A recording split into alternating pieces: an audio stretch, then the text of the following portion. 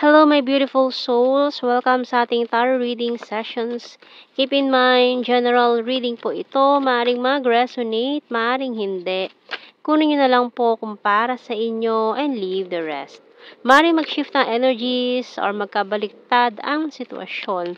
Kaya kayo na pong bahala kung saan kayo nakalugar sa reading natin. Okay, we have here the broom, doll, diamond, magnifying glass, ground, and pillow. Ayan.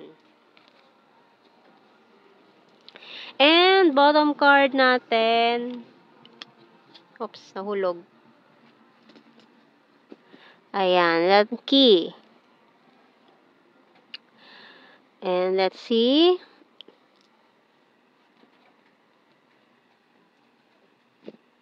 Kuha muna tayong tarot cards natin.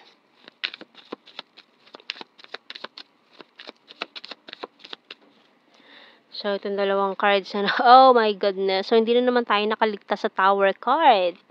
With the Emperor. And this Queen of Pentacles. The Ten of Wands. The Magician. Chariot card. Hangman. And Knight of Cups. Page of Pentacles, bottom card. So, feeling mo hindi nangyayari or hindi pinagkakalob sa'yo itong mga manifestations mo. So, lahat ng hinihiling mo, parang iniisip mo na hindi pinagkakalob sa'yo. Bakit parang ipinagkakait sa'yo itong mga hinihiling mo? Yun kasi ang pakiramdam mo or nyo or kung sino man to. Na maaaring magkabaliktad ang sitwasyon, no? Kung sino man tong maaaring iniisip mo or taong you're dealing with. Ayan. So, kasi kahit anong gawin manifest, bakit hindi nangyayari, bakit hindi pinagkakaloob? Kasi siguro hindi pa right time. So, wag natin madaliin ang mga bagay-bagay. No, kaya the world is falling apart. So, with the Tower card, so parang iniisip mo na, bakit ganun? Bakit parang ang hirap-hirap naman abutin itong mga minamanifest ko, itong mga dreams, goals in life. Ayan. So, may mga tao din kasi na hinihingan mo ng payo na maaaring itong mga taong ito ay hindi naman talaga concerned sa'yo. So, itong mga taong to is energy ng doll na they are not true or nagpapanggap sila na kaibigan mo sila, karamay mo sila. So, ito ang pinakamagandang advice na mabibigay ko sa'yo. Huwag na huwag mong i-share lahat ng mga nangyayari sa buhay mo. Kasi maaaring itong mga taong to na nagpapanggap na they are your friend, maaaring binabluff nila yung mga manifestations mo. Kaya wag na wag mong i-share lahat ng mga nangyayari sa buhay mo, lalo na kahit best friend mo yan, basta kahit sino. I-keep mo muna to sa sarili mo. Kaya minsan yung mga manifestations mo, na maniwala ka sa evil eye, totoo yan, no? Lalo na yung mga sinashare mo sa social media, itong mga nangyayari sa buhay mo, parang open book ka na lahat ng nangyayari sa buhay mo, alam ng mga tao, alam ng mga kapitbahay mo, kahit hindi mo ikwento sa kanila, basta magtataka ka, bakit alam niya yun? Bakit alam mo? Hindi ko naman sinabi sa'yo. Paano? Pinost mo sa social media, kaya nalaman nitong mga marites na to. Kaya yon, manahimik ka muna. I-keep mo muna sa sarili mo. No, ito mga nangyayari sa'yo. Kaya ganun, malakas ang energy na nababluff. Ito mga manifestations mo. No? So, tingnan natin sa tarot messages cards natin dito. Kaya feeling mo lahat, everything is falling apart. Bakit ganun? Nagsisimula ka palang gumuguho na agad. So, i-keep mo muna sa sarili mo itong mga plano mo, itong mga dreams mo. Huwag mong i-post, huwag mong i-share. Tignan mo. Baka, biglang magulat ka na lang. Uy, totoo nga. Kaya huwag mo munang i-share. No, kaya nabablock tong mga manifestations mo. Kasi sineshare mo, masyado kang open book. Parang nakabuyang-yang ka dyan na pwede kang basahin ng kahit na sino. So, hindi masama maging private. Ayan. Keep it private. You're my twin flame. You're my rest and my healer. I'm moving forward. letting you go, walking away. You're the fairest of them all, powerful and disciplined, keeping tabs on you, and I'm working hard for our future. You're so sweet and caring sa bottom card natin. Ayan. And at the same time, itong offering kasi dito, may taong may energy tayo ng commitment, offering of love. So, maaari itong taon to na gustong pumasok sa buhay mo, gustong mahalin ka, hindi rin makapasok dahil nababluff tong energy mo, itong mga manifestations mo. Ayan, so ngayon pala, mag-start ka na.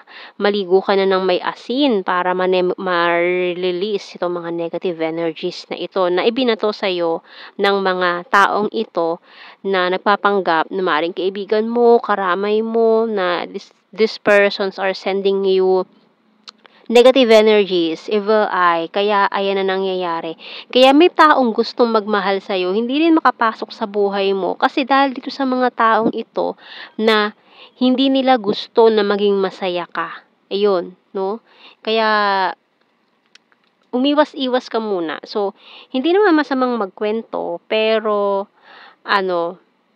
kung pag may nangyayari sa'yo, kunyari, ibahin mo. Hindi naman sa pagsisinungaling yun, no? Pero doon mo kasi malalaman na itong taong to nagbibigay sa'yo ng negative energy kapag sinabi mo sa kanya yung plano mo hindi natuloy, or for example, ang ginawa mo is pinaligtad mo.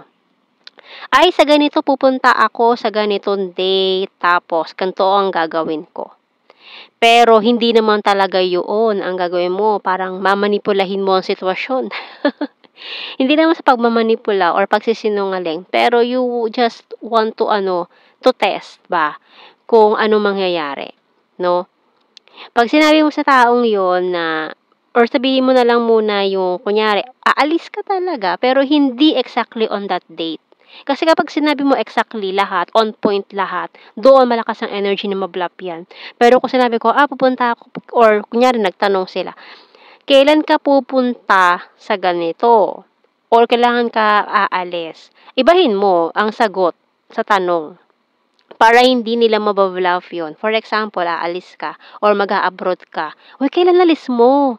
Tapos sabihin mo, ay, by March pa, kahit ang alis mo is February. Ganon.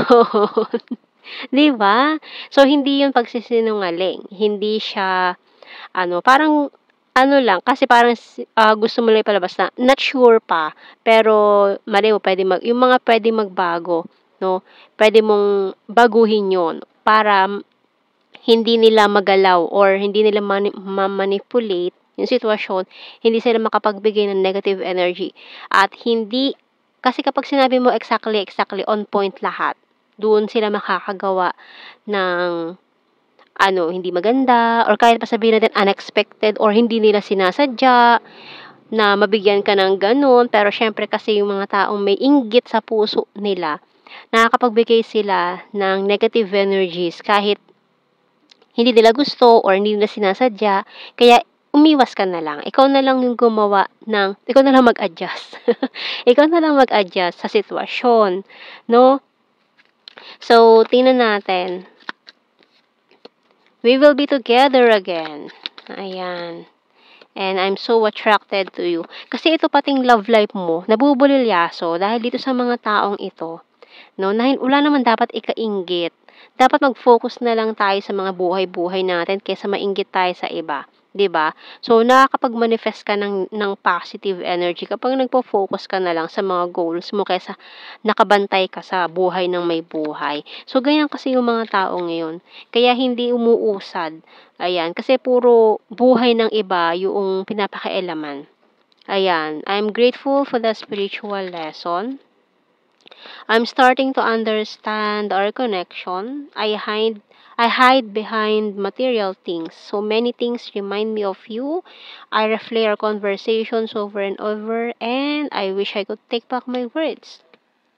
So, itong taong to na gustong pumasok sa buhay mo, maring person na to from the past or nakilala mo na siya from the past and nawalan lang kayo ng communication.